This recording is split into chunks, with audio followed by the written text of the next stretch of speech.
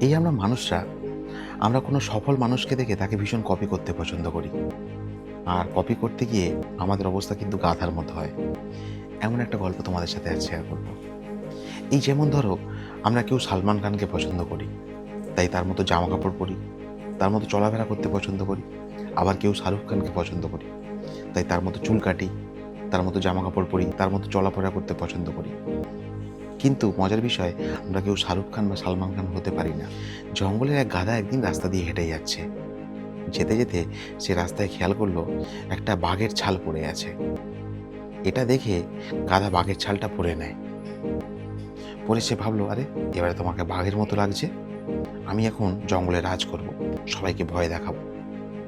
এই বলে সে জঙ্গল দিয়ে হাঁটছে। হরিণ তাকে দেখে ভয় পেল, ভাবলো বাঘ আসছে, সে দৌড়ে পালিয়ে যায়। একটা শিয়াল বাঘের সামনে পড়ে সে তার প্রাণের ভিক্ষা চায়। এটা দেখে সে মনে মনে ভীষণ গর্ববোধ করে।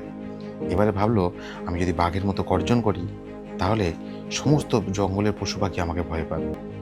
এই বলে যেই চিৎকার করতে গেছে, এমন সময় তার গলা দিয়ে আওয়াজ এলো, ঢেচু ঢেচু।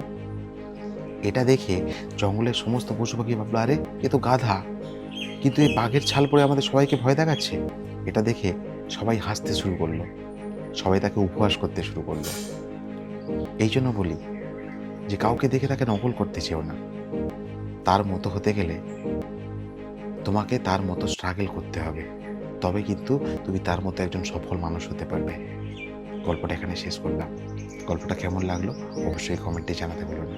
Bye bye. সবাই ভালো থেকো, সুস্থ থেকো, সবাইকে ভালো রেখো।